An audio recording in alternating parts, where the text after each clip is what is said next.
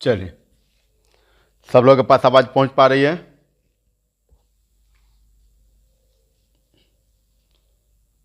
Okay, Mayank लिख रहा है बहुत बढ़िया सर। हाँ ठीक, अच्छी बात है। चलिए, सब लोग जुड़ गए? चलिए आइए क्लास को स्टार्ट करते हैं हम लोग। तो आज के क्लास में हम लोग डिस्कस करने वाले हैं एग्जाम्स एंड पोस्टुलेट्स। ठीक है, एग्जाम्स एंड पोस्टुलेट्स इसमें हम लोग देखने वाले हैं। इससे पहले हम लोग देखे थे चैप्टर से रिलेटेड जो होता था इंट्रोडक्शन, हम लोग पढ़े थे, इंट्रोडक्शन पढ़े थे। उसके बाद हमने पढ़ा था सम स्टेटमेंट ऑफ साइंटिस्ट। ठीक है, सम स्टेटमेंट ऑफ साइंटिस्ट। उसके बाद था एग्जाम्स डेफिनेशन, एग्जाम्स या यूक्लिड यूक्लिड्स डेफिनेशन। ठीक है, ये तीन टॉपिक को हमने पिछले क्लास में कवर किया था, बट इस क्लास में हम लोग देखने वाले हैं एग्जाम्स एंड पोस्टुलेट। उससे पहले मैं बता देना चाह रहा हूं कि एग्जाम्स का जो यूजेज होता है, एग्जाम्स का जो यूजेज होता है सभी जगह कहते हैं हम लोग। क्या करते हैं? सभी जगह करते हैं। ठीक है, इसका जो यूज है वो सभी जगह हम लोग करते हैं। ठीक है, बट जो पोस्टुलेट होता है, जो पोस्टुलेट्स होता है, इसका यूज हम लोग क्या करते हैं? ज्योमेट्री में यूज करते हैं। क्या करते हैं? Only for geometry, only geometry में यूज करते हैं। बट एग्जाम्स जो होता है आप लोग कहीं पर भी देखेंगे तो इसका यूज मिलेगा। ठीक है, तो आइए शुरू करते हैं। सम ऑफ द यूक्लिड्स एग्जाम, यहाँ पर यूक्लिड्स का एग्जाम दिया हुआ है। ठीक है, एग्जाम्स देयर आर 7 एग्जाम्स होते हैं। एग्जाम जो होते हैं कितने होते हैं? 7 होते हैं। ठीक है, फर्स्ट ऑफ ऑल हम लोग फर्स्ट एग्जाम को हम लोग देखेंगे, उसके बाद सेकंड, उसके बाद थर्ड, ऐसे करके फिर उसके बाद हम लोग जो होता है पोस्टुलेट्स के बारे में देखेंगे। तो यहाँ पर एग्जाम कह रहा है कि things that are equal to the same things, correct? वैसे थिंग्स इक्वल होते हैं, सेम थिंग्स का are equal to each other, मतलब वो क्या होते हैं? एक दूसरे के इक्वल में भी होते हैं। कह रहा है कि things that are equal to same things, वैसे थिंग्स जो एक दूसरे को इक्वल हो, फिर वो दोनों थिंग्स जो होता है एक दूसरे के इक्वल में होता है। एग्जाम्पल के तौर पर हम लोग समझेंगे। कह रहा है कि if the area of a triangle, if the area of the triangle is equal to the area of rectangle. अच्छा, एरिया ऑफ जो ट्रिएंगल है वो एरिया ऑफ क्या है? एरिया ऑफ रेक्टेंगल के इक्वल में है। And the area of rectangle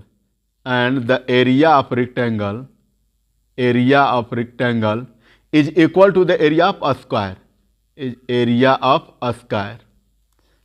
then the area of triangle is equal to the area of a square, then the area of triangle is equal to a square।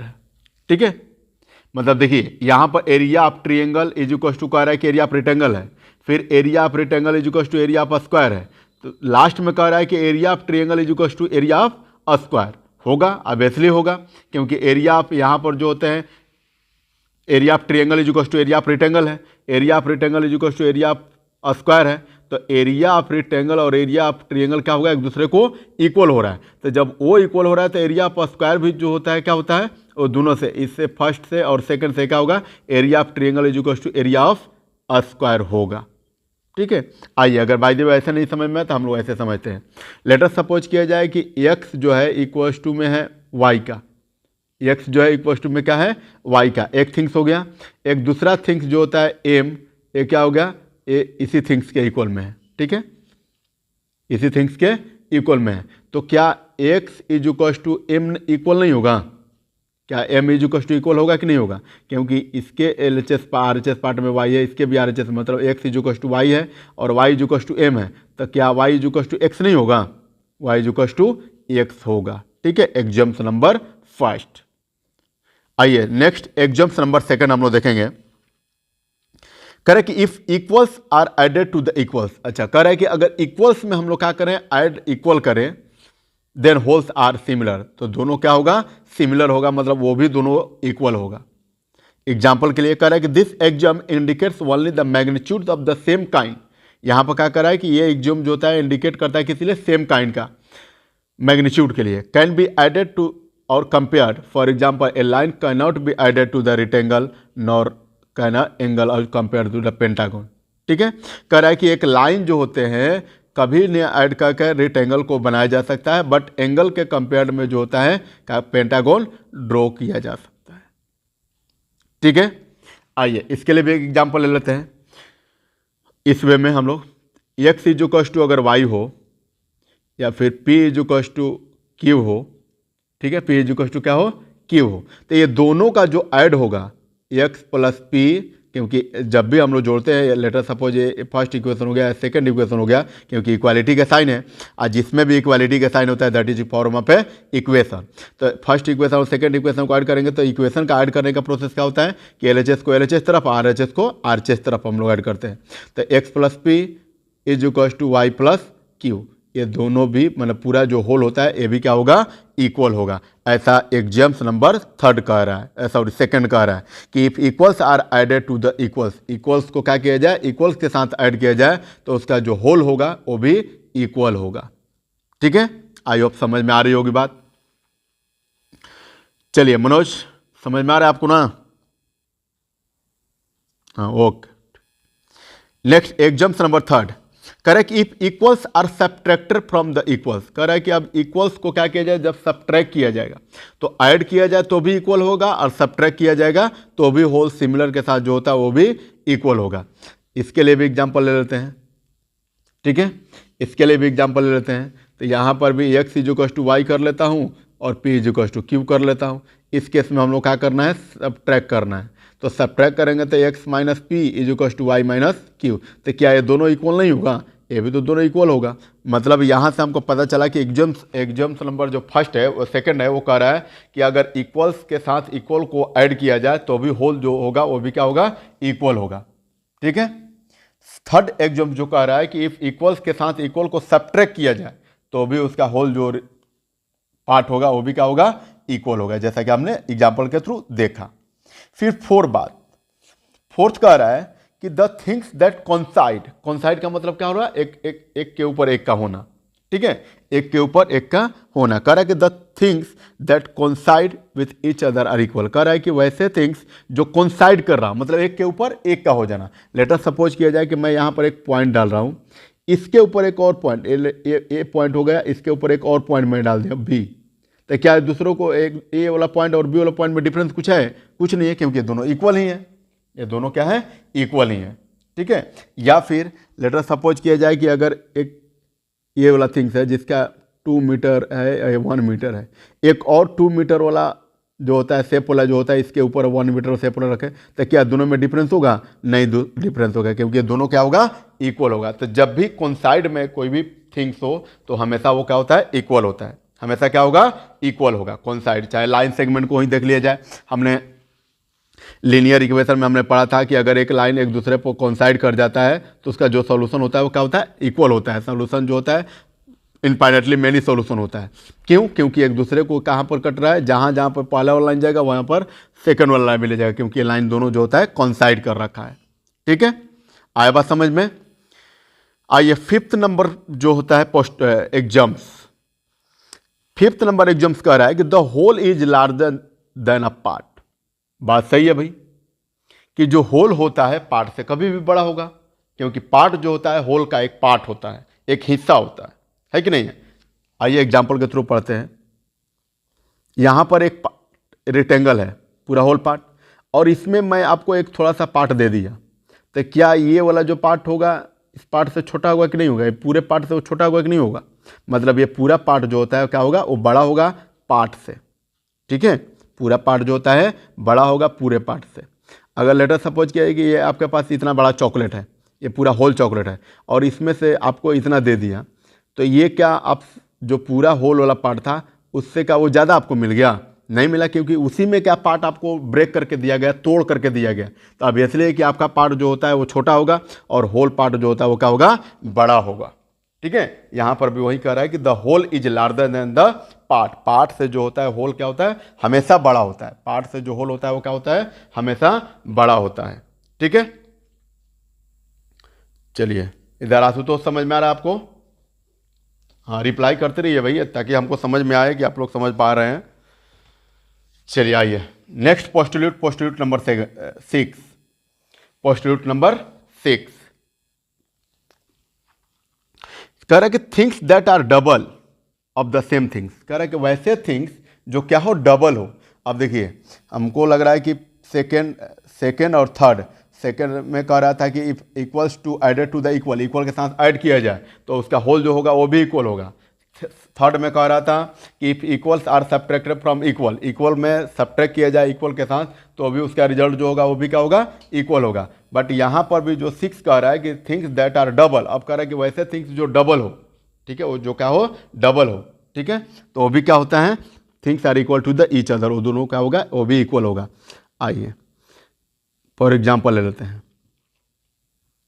यहाँ पर कह रहा है ना कि angle A B C is double of the angle P Q R, angle D E F is equal to double of P Q R. तो obviously है कि एंगल ए बी सी और एंगल डी ई एफ क्या होगा, A B equal होगा, ठीक है।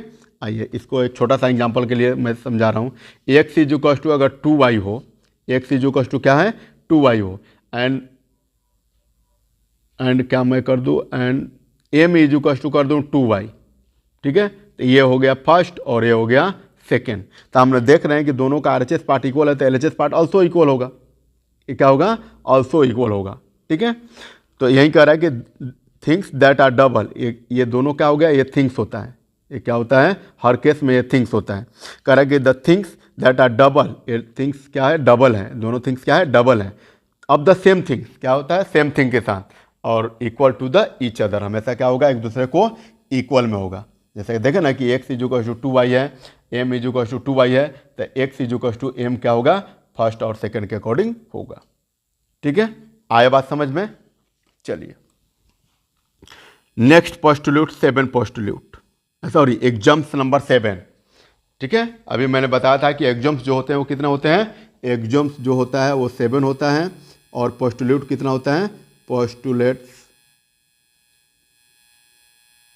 Postulates जो होता है वो कितना होता है, 5 होता है। और पोस्टुलेट का यूजेज जो होता है बेसिकली ज्योमेट्री में केवल किया जाता है, बट एग्जाम्स का जो यूजेज होता है कहीं पर भी किया जाता है, हर जगह किया जाता है, ठीक है। चलिए आइए नेक्स्ट एग्जाम्स, हम लोग एग्जाम्स नंबर 7 है, लास्ट देखेंगे।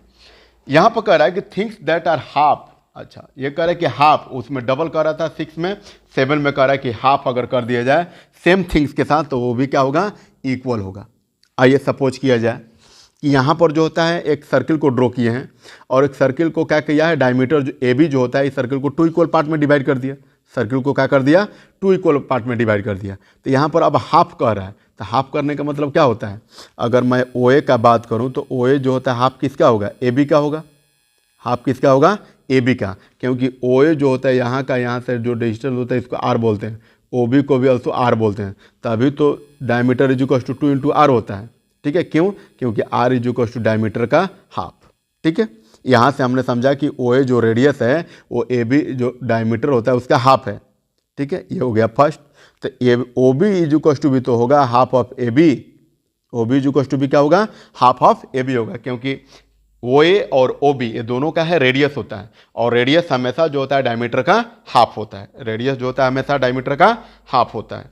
इसलिए हमने यहाँ पर O A is equal to half of A B कर दिए, O B is equal to also half of A B. तो फ्रॉम फर्स्ट एंड सेकेंड से हम करेंगे, फ्रॉम फर्स्ट एंड सेकेंड, तो फ्रॉम फर्स्ट एंड सेकेंड से हम लोग करेंगे तो क्या करेंगे कि दोनों का जब हाफ इक्वल है तो ये भी दोनों पार्ट क्या होगा, इक्वल होगा। So O A is equal to O B हो जाएगा, O is equal to O B हो जाएगा। और यहाँ पर भी तो एग्जाम्पल नंबर 7 जो होता है वही कह रहा है कि things that are half of the same things, कह रहा है कि सेम थिंग्स का हाफ किया जाए, हाफ किए हमने दोनों प्लेसेस में हाफ किए ना, तो ये दोनों पार्ट का जो रिजल्ट है वो क्या होगा, इक्वल आ गया, ठीक है। मतलब आइए थोड़ा सा एग्जाम्पल हम लोग फिर से एक बार रिपीट कर देते हैं। कह रहा है कि things that are equal to the same things, कह रहा है कि वैसे थिंग्स जो इक्वल हो वो उसका रिजल्ट जो होता है वो भी इक्वल होगा। सेकंड थिंग्स, अगर if equals are added to the same, added क्या किया जाए, सेम के साथ ऐड किया जाए तो उसका जो रिजल्ट होगा पूरा होल के साथ वो इक्वल होगा। थर्ड में कह रहा है कि if equals are subtracted from the equals, equals को क्या किया जाए, सब्ट्रैक्ट किया जाए इक्वल्स के साथ, तो जो रिमाइंडर होगा वो भी क्या होगा, इक्वल होगा। फोर्थ क्या कह रहा है कि the same things are coincide with each other, कह रहा है कि अगर कोइंसाइड किया जाए तो भी उसका जो रिजल्ट होता है वो भी क्या होगा, इक्वल होगा। 5 जो कह रहा है कि the whole is larger than the part, whole जो होता है हमेशा पार्ट से बड़ा होता है, होल जो होता है हमेशा पार्ट से क्या होता है, बड़ा होता है।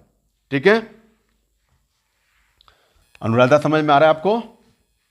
ठीक है, ठीक है, जगी हुई है मतलब, ठीक है, अच्छी बात। आइए next postulate exams, things that are double, कह रहा है कि वैसे थिंग्स जो क्या हो, डबल हो सेम थिंग्स के साथ, क्या है, सेम थिंग्स के साथ, तो उसका रिजल्ट भी होगा, वो भी क्या होगा, इक्वल होगा। जैसे x is equal to 2y, m is equal to 2y, ये दोनों थिंग्स अलग अलग है, तो ये दोनों थिंग्स क्या होगा, एक दूसरे के इक्वल में होगा। ठीक है, 7 एंड लास्ट कह रहा है कि things that are half of the same things, कह रहा है कि वैसे थिंग्स जो क्या हो, सेम थिंग्स के साथ हाफ किए जाए तो उसका भी जो रिजल्टेंट होता है वो भी क्या होगा, इक्वल होगा, वो भी क्या होगा, इक्वल होगा। ठीक है, एग्जाम्स हमने देख लिया, जो 7 एग्जाम्स होते हैं इसका कहीं पर भी यूज है, हर जगह यूज है, इसलिए इसको हमेशा केप्ट इन माइंड में रखे रहिएगा। ठीक है, आइए नेक्स्ट हम लोग जो टॉपिक है वो पोस्टुलेट के बारे में जानेंगे। ठीक है, Euclid postulates, Euclid postulate, there are 5 postulate, कितने पोस्टुलेट हैं, 5 पोस्टुलेट्स हैं। ठीक है, जिसका यूजेज जो होता है हम लोग ज्योमेट्री में करते हैं, कहाँ पर करते हैं, ज्योमेट्री में केवल करते हैं, इसका अदर प्लेसेस में यूज देखिएगा तो कहीं नहीं मिलेगा। ठीक है, बट जो एग्जाम्स होता है क्या होता है, एग्जाम्स जो होता है उसका हर जगह यूज है, एग्जाम्स का हर जगह यूज है।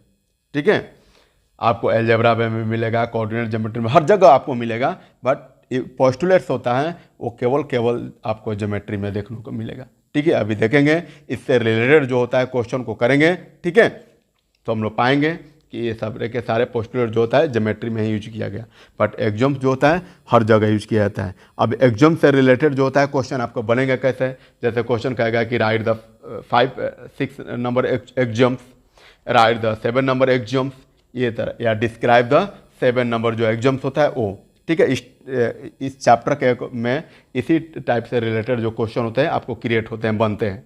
ठीक है, अभी क्वेश्चन को अभी प्रैक्टिस करेंगे, ऐसा नहीं है। ठीक है, अब आइए पोस्टुलेट, पोस्टुलेट नंबर हम लोग फर्स्ट देखते हैं। फर्स्ट पोस्टुलेट एग्जाम भैया का पोस्टुलेट हम लोग देख लेते हैं। ठीक है, चलिए आइए।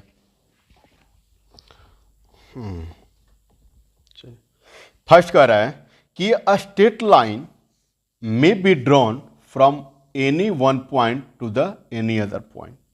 अब कह रहा है कि एक स्ट्रेट लाइन तभी हम लोग ड्रॉ कर सकते हैं जब एक पॉइंट को दूसरे पॉइंट के साथ ज्वाइन किया जाए। ठीक है, जैसे में एक पॉइंट यहाँ पर हो और एक पॉइंट यहाँ पर में हो, तो यहाँ से यहाँ से जो होता है हम लोग लाइन ड्रॉ करेंगे तो एक ही लाइन पॉइंट बनेगा, एक ही स्ट्रेट लाइन बनेगा। ठीक है, चाहे इसको जिस वे में हम लोग कर लें। ठीक है, चाहे इसको हम लोग क्या करें, जिस वे में कर लें, तो यहाँ से जो होते हैं केवल एक जो होता है स्ट्रेट लाइन ड्रॉ किए जा सकते हैं। ठीक है, यहाँ से केवल जो होता है एक स्ट्रेट लाइन ड्रॉ किए जा सकते हैं। वहीं कह रहा है postulate A straight line may be drawn from any one point two any other point. ठीक है, आया बात समझ में? चलिए नेक्स्ट पोस्टुलेट हम लोग देखते हैं। A terminated line can be produced infinitely, sorry indefinitely. करें कि टर्मिनेटेड लाइन, अच्छा टर्मिनेटेड लाइन का मतलब क्या होता है? टर्मिनेटेड का मतलब होता है लाइन सेगमेंट। क्या होता है? Line segment. ठीक है, टर्मिनेटेड का मतलब क्या होता है? Line segment. उस समय यूज किया जाता था टर्मिनेटेड। ठीक है, बट अभी के टाइम में देखा जाए तो इसको हम लोग क्या बोलते हैं? लाइन सेगमेंट बोलते हैं। क्या बोलते हैं? Line segment. ठीक है, अब कह रहा है कि ये terminated line can be produced indefinitely. एक टर्मिनेटेड लाइन को, जैसे एक टर्मिनेटेड लाइन यहाँ पर ऐसे हो, तो इसको हम लोग क्या कर सकते हैं कि अगर इधर से चाहे तो कितना भी बढ़ा सकते हैं और इधर से भी चाहे तो रुके हुए पार्ट जो होता है उसको हम लोग क्या कर सकते हैं, कितना भी डिस्टेंस से बढ़ा सकते हैं। ठीक है, ये कह रहा था postulate number second, postulate number second. ठीक है, आइए थर्ड पोस्टुलेट देखते हैं। कह रहा है कि circle can be drawn with any centre and any radius. Obviously है भाई, बात सही भी है। एक सर्किल को हम लोग कितना भी रेडियस पर हम लोग ड्रॉ कर सकते हैं, कितना भी सेंटर पर हम लोग कितना भी सेंटर पर हम लोग ड्रॉ कर सकते हैं, मतलब डिफरेंट सेंटर पर डिफरेंट रेडियस बना सकते हैं। ठीक है, देखिए कैसे हम लोग बनाएंगे। तो यहाँ से जब हल होता है एक सर्किल को हम लोग ऐसे बना लेते हैं। देखिए यहाँ से हम लोग सर्किल एक रेडियस ले रहे हैं हम लोग, एक ये सर्किल हो गया, एक ये हमारा सर्किल हो गया, और एक ये सर्किल हमारा हो गया, है कि नहीं। ये दोनों, ये जो पूरा जो सर्किल होता है सबका अलग अलग जो होता है रेडियस होगा, वो हो गया, ये हो गया। ठीक है, सबका रेडियस अलग अलग है कि नहीं है, सबका सेंटर अलग अलग है कि नहीं है। तो वही कह रहा है कि circle can be drawn with any centre and any radius. एक सर्किल को एक सेंटर के साथ, कोई भी सेंटर के साथ, कोई भी रेडियस के साथ हम लोग ड्रॉ कर सकते हैं। ये बात सही है कि जो सर्किल होता है वो डिपेंड्स होता है रेडियस पर, बात तो सही है, लेकिन रेडियस पर डिपेंड्स होता है ना। रेडियस तो क्लियरली ये नहीं है कि आपको इतना ही सेंटीमीटर का आप ड्रॉ करना है, आप कितना भी सेंटीमीटर का लेकर रेडियस से लेकर ड्रॉ करना है, बट कर सकते हैं। ठीक है, ये हुआ पोस्टल्यूट नंबर 3। नेक्स्ट होता है पोस्टल्यूट नंबर 4। पोस्टल्यूट नंबर जो 4 है, ये क्या कह रहा है, कह रहा है कि all right angles are equal to one another. जितने भी राइट एंगल्स होते हैं वो सब क्या होते हैं, एक दूसरे को इक्वल होता है। ये भी बात सही है कि अगर एक राइट एंगल मैं यहाँ पर बना दूँ, ये right angle A O B एक राइट एंगल है, एक और राइट एंगल मैं यहाँ पर बना दूँ एक्स वाई जेड, तो ये दोनों क्या होगा, angle A O B equals to angle X Y Z, ये इक्वल होगा कि नहीं होगा। और राइट एंगल मतलब राइट एंगल, चाहे राइट एंगल कहीं पर भी किसी भी डायरेक्शन में बनाया जाए वो दोनों एंगल क्या होगा, इक्वल होगा। चाहे जितने भी एंगल राइट एंगल बनाए जाए सारे के सारे एंगल क्या होते हैं, इक्वल होते हैं। ठीक है, एक दूसरे के क्या होते हैं, इक्वल होते हैं। आया बात समझ में, आया। ठीक है, चलिए ठीक। आइए नेक्स्ट 5th एंड लास्ट पोस्टल्यूट जो बहुत ही इंपॉर्टेंस है। ठीक है, ये क्या है, हमारे लिए बहुत ही इंपॉर्टेंस है। आइए इसको समझने का प्रयास किया जाए। ठीक है, चलिए यहां पर कह रहा है कि if a straight line falling on, if a straight line falling on two straight lines makes the interior angle on the same side of the taken together less than 2 right angle।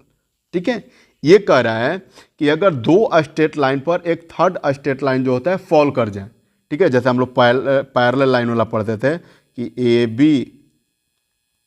B और C D, ये दो parallel line है और एक line क्या हो जाए, इसको हम लोग क्या बोलते हैं, इस लाइन को हम लोग कौन सा बोलते हैं, ट्रांसवर्सल लाइन बोलते हैं। कौन सा लाइन बोलते हैं, तो ट्रांसवर्सल लाइन बोलते हैं। जब दो लाइन पैरेलल हो और एक थर्ड लाइन इस पैरेलल लाइन को कट कर दे तो इस लाइन को हम लोग क्या बोलते हैं, ट्रांसवर्सल लाइन बोलते हैं। तो ट्रांसवर्सल लाइन के सेम साइड का एंगल अगर ये क्या हो, ये दोनों एंगल जो होता है, क्या अगर एक्स यहाँ पर करते हैं, यहाँ पर वाई करते हैं, तो एक्स प्लस वाई जो होता है अगर ये लेस देन हो 180 से, ये क्या हो, लेस है वो 180 है, तो उस साइड का, ठीक है, यहाँ पर कह रहा है कि produce indefinitely meet on that side on with the sum of these angles।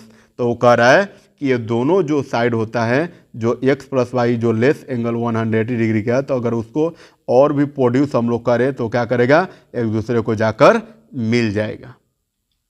आया बात समझ में, क्या कह रहा था कि if a straight line, later suppose किया जाए कि ये दोनों स्ट्रेट लाइन है। ठीक है, अगर स्ट्रेट लाइन आपको नहीं भी दिख रहा होगा तो सपोज करना है कि आपको स्ट्रेट लाइन वो है। Straight line makes the interior on the same side. अच्छा, ये ट्रांसवर्सल लाइन हो गया, इसके इंटीरियर एंगल में ये वाला बना हुआ है, ये बना हुआ है, ये और ये, ठीक है, ये बना हुआ है। टेकन टुगेदर अगर कह रहा है कि G and H, G plus angle H का जो सम होता है, इंटीरियर सेम साइड का इंटीरियर जो होता है, ये जी और एच एंगल का जो सम है, ये कह रहा है कि लेस होगा 180 डिग्री से। क्या होगा, लेस होगा 180 डिग्री से। तो जिस साइड से वो लेस होगा, जिस साइड से वो लेस होगा, इस साइड का जो होता है एंगल जो होता है 180 डिग्री से लेस है, ये वाला एंगल जो होता है 100 डिग्री से लेस है। तो ये वाला साइड को कह रहा था कि अगर इंडेफिनिटली इनफाइनाइटली हम लोग बढ़ाया जाए तो ये कहीं ना कहीं जाकर क्या हो जाएगा, मीट हो जाएगा। मतलब ये मिल दोनों लाइन क्या होता है, मिल ए बी और सी डी जो होता है दोनों लाइन मिल जाएगा। कौन सा लाइन मिल जाएगा, कैसे मिलेगा, तो जिधर का एंगल जो होता है अगर दोनों इंटीरियर मतलब सेम साइड का इंटीरियर एंगल का जो सम होता है अगर वो 180 डिग्री से लेस आ जाए तो दोनों लाइन क्या हो जाएगा, कहीं ना कहीं जाकर कट जाएगा, कहीं ना कहीं जाकर मिलेगा। आया समझ में? ठीक है, तो यहां तक जो था वो स्टेप कह रहा था। और उसके बाद का जो स्टेप है क्या करेगी, प्रोड्यूस इनफाइनाइट कह रहा है कि अगर दोनों को हम लोग इनडेफिनेटली अगर दोनों को क्या किया जाए, प्रोड्यूस किया जाए, बढ़ाया जाए, तो ये दोनों क्या हो जाएगा, एक दूसरे पर कहीं ना कहीं जाकर मिल जाएगा। कैसे मिलेगा, तो क्योंकि इसका जो इंटीरियर सेम साइड का जो इंटीरियर एंगल है वो 180 डिग्री से लेस है। और जब 180 डिग्री से लेस होगा तब इसलिए कि जाकर मिलेगा, क्योंकि एंगल पीछे का जो एंगल होता है चाहे आगे का एंगल होता है वो कम होगा, एक साइड का जो एंगल होता है कम होगा, तो जिधर कम होगा वो लाइन जाकर मिलेगा, क्योंकि जिधर बड़ा होगा तो उधर जाकर मिलेगा, तो जाकर बहुत ज़्यादा दूर में फैलेगा। ये देखिए, तो अगर इस लाइन को हम लोग ड्रॉ करें तो ये तो ज़्यादा दूर में फैलेगा। क्यों, क्योंकि इधर का जो सेम साइड का एंगल जो होता है 180 डिग्री से मोर है, 180 डिग्री से क्या है, मोर है। तो जिधर का मोर होगा उधर का तो ज़्यादा में फैलाव होगा, उधर तो कोई मिलने का चांसेस नहीं है। बट जिधर का अगर लेस होगा, ठीक है, अगर जी प्लस एच जो होता है एंगल को जोड़ने पर अगर ये 180 डिग्री से लेस आ रहा है तो इधर का जो साइड का अगर हम लोग साइड को क्या किया जाए, इनडेफिनेटली अगर हम लोग क्या करते हैं, बढ़ाते हैं, तो ये जाकर दोनों ए बी और सी डी जो लाइन होता है क्या करेगा, कहीं ना कहीं जाकर वो मीट कर जाएगा। क्या कर जाएगा, मीट कर जाएगा। ठीक है, आया बात समझ में? तो ये था हमारे यूक्लिड्स भैया का क्या, एक्जम्स एंड पोस्टुलेट, एक्जम्स एंड पोस्टुलेट था। ठीक है, आई होप आपको सब कुछ समझ में आया होगा। अब इससे जो रिलेटेड होता है, इससे जो रिलेटेड होता है हम लोग क्या करेंगे, क्वेश्चंस देखेंगे। क्या करेंगे, क्वेश्चन देखेंगे। और वैसे क्वेश्चन देखेंगे जो जेई मेंस के लिए क्या हो, मोस्ट इंपॉर्टेंट हो। क्या हो, मोस्ट इंपॉर्टेंट हो, जो जेई मेंस के लिए क्या हो, इंपॉर्टेंट हो। ठीक है, सारे के सारे क्वेश्चन जो भी मैं सेलेक्ट करके आप लोगों को बताऊंगा सारे के सारे जो होते हैं जेई मेन के अकॉर्डिंग होगा। ठीक है, जेई मेन के अकॉर्डिंग होगा। ठीक है, तो आई होप आपको सारे पॉइंट्स, सारे एग्जाम्स और सारे पोस्टुलेट्स जो होता है समझ में आया होगा। ठीक है, तो नेक्स्ट जो हम लोग क्लास में पढ़ेंगे, नेक्स्ट जो क्लास हमारा चलेगा वो किस क्लास कौन सा टॉपिक होगा, तो सारे के सारे उसमें हम लोग क्वेश्चन का प्रैक्टिस करेंगे। क्या करेंगे, क्वेश्चन का प्रैक्टिस करेंगे। और जो क्वेश्चन का जो सेट होगा वो क्या होगा, जेई मेंस के से रिलेटेड होगा, जेई मेंस से रिलेटेड होगा, क्योंकि ये बैच ही हमारा पूरा चल रहा है फाउंडेशन कोर्स फॉर